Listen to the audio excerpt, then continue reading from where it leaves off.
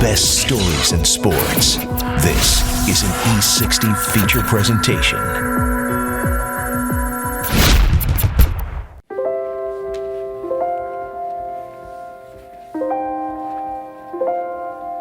In my mind, I always thought something was going to happen to where I would play. I was looking forward to this date right here. What does baseball mean to me? Something that saved my life. It's opening day of the 2012 Wake Forest baseball season. 20-year-old Kevin Jordan is a redshirt freshman set to start in left field. We were really, really excited to see what he could do once he's finally on the field. He was under a microscope at that point. It's a day that almost didn't happen. A baseball dream that almost wasn't realized. Until a gift from someone willing to risk everything. Someone Kevin Jordan barely knew. Go! Go! Go! Do it.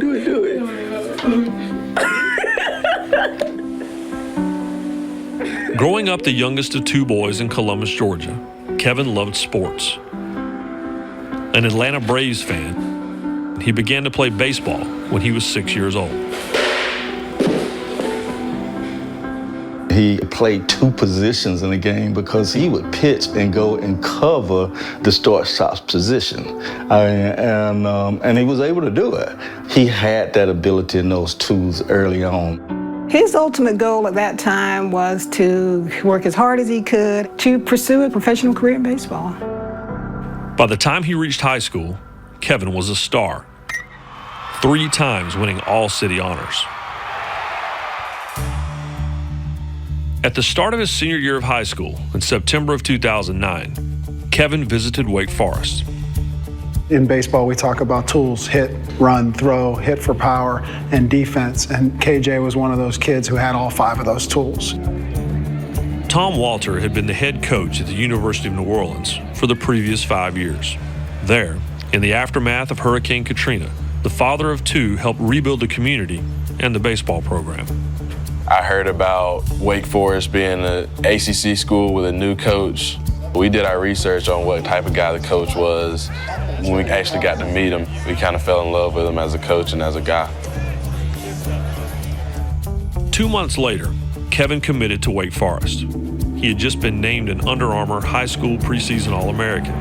Scouts projected he could be picked in the first round in the 2010 Major League Draft.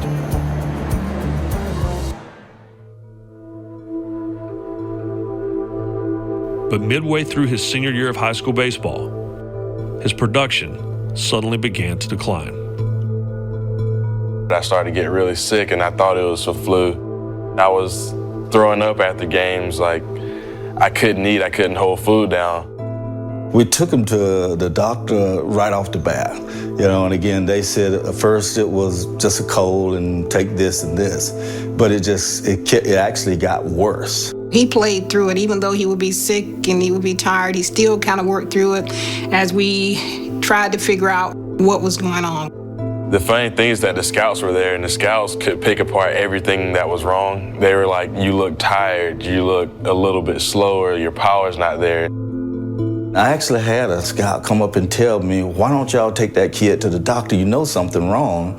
And I'm sitting there saying, we are taking him to the doctor. I mean, we're taking him to every doctor we know.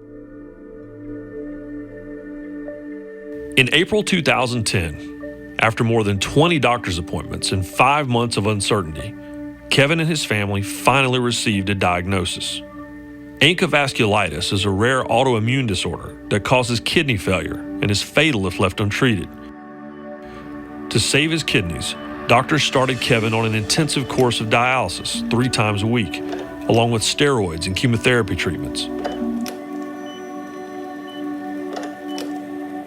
2 months after the diagnosis, Kevin, once projected to be a first-round pick, was taken in the 19th round by the New York Yankees.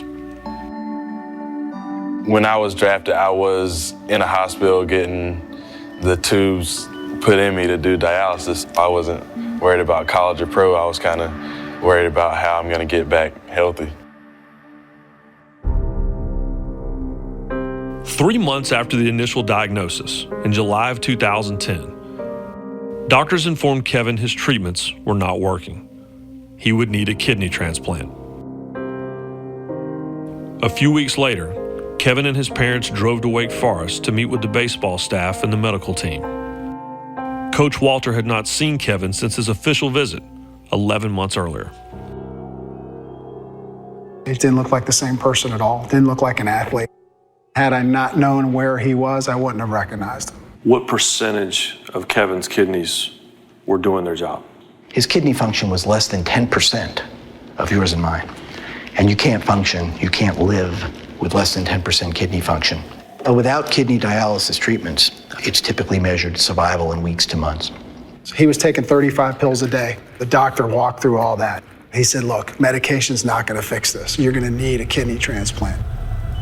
I think they were a little stalled, and we were a little worried too, because we were worried about maintenance of the scholarship. I remember that conversation very specifically. He said, is Kevin's scholarship going to be good? And I said, absolutely. There isn't any question Kevin's scholarship's going to be good. At Wake Forest, in between classes, Kevin had to hook himself up to a dialysis machine in his dorm.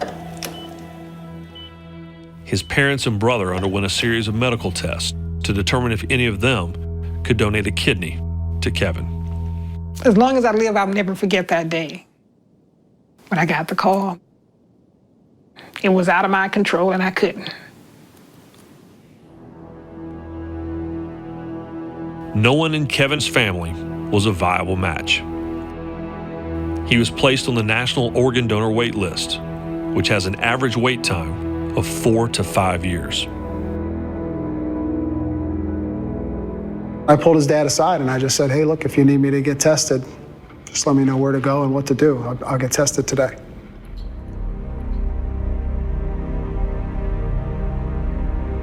Coach Walter underwent a 6-week battery of tests to determine if he was a viable match. On January 28, 2011, he was running the first team practice. I had my phone with me that day because I was waiting for that call. About an hour into practice, I stepped aside. She said, Coach, we found out you're a match. And I said, thank God. I called Kevin and I just said, what are you doing February 7th? He said that his calendar was free. And I said, well, I'll meet you at Emory and we'll get this thing done. And he said, all right, I'll be there. It was really hard to control emotion when you know you're about to get like a second chance. I just ended the conversation with like a thank you. Like, I wasn't expecting this, but thank you. This seems like a simple question. Why donate? Why donate is a simple answer, and it's because there was just no way I was going to sit on the sidelines and watch this young man fight for his life when I could help. On the morning of February 7th, 2011, at Emory University Hospital in Atlanta, 42-year-old Tom Walter gave a kidney to his 19-year-old outfielder who had never played a single game for him. After a 5.5-hour surgery, coach and player awoke. I just remember not feeling sick. It took me probably about 15 minutes to realize that this surgery saved my life. The kidney was functioning beautifully. So it was a pretty emotional moment to know that the kidney was doing what it's supposed to do.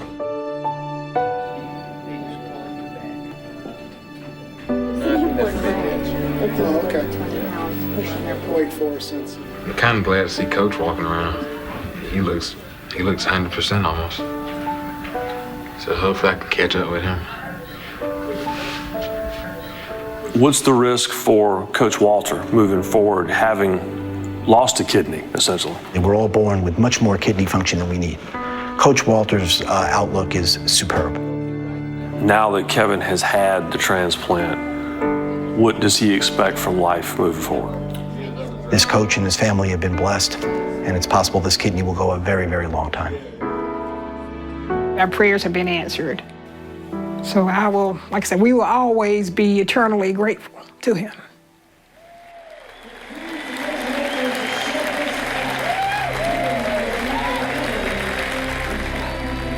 "11 days after surgery, Coach Walter was on the road with his team as Wake Forest opened its season at Louisiana State University.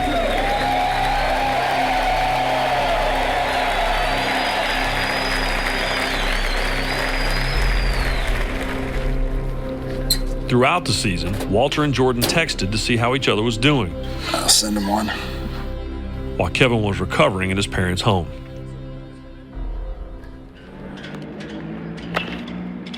Just over a month after the surgery, Kevin returned to Wake Forest. Yeah, I'm good. Oh, brother. How's it going, man? You doing good? I got it. Good. Oh, big guy. What's up, buddy? James. Feeling all right?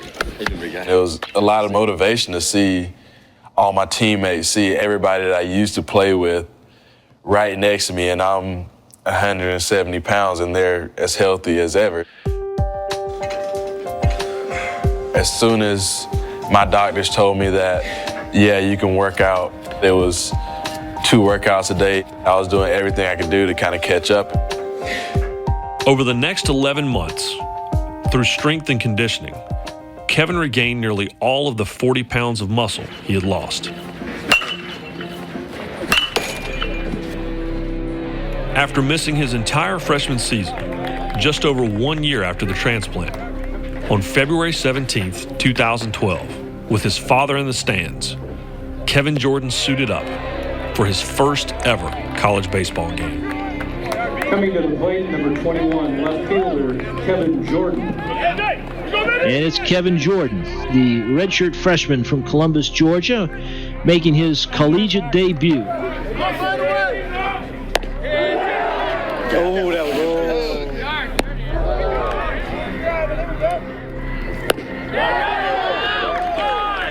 It's really hard to jump back into baseball like that. Kevin has struck out 3 times, once looking. The game was going by really fast. I feel like I just stepped in the box and it was 2 strikes on me. Tom Walter comes down, wants to talk with Kevin Jordan for a minute. He called time and got right in my face and was like, dude, you need to calm down. You know, it's a long season, and just get back to doing what you do. See the baseball, hit the baseball. I'm sure that Kevin is probably pressing for this much anticipated moment of his first college game. Go! He lines it into right field. A first college hit for Kevin Jordan. It's a day that almost didn't happen. A baseball dream that almost wasn't realized. Until a gift. It was the best decision I've ever made. Not even close. Coach giving me the opportunity to do whatever else I wanted to do in my life is what that transplant meant. It's a lot bigger than baseball. It's my life back.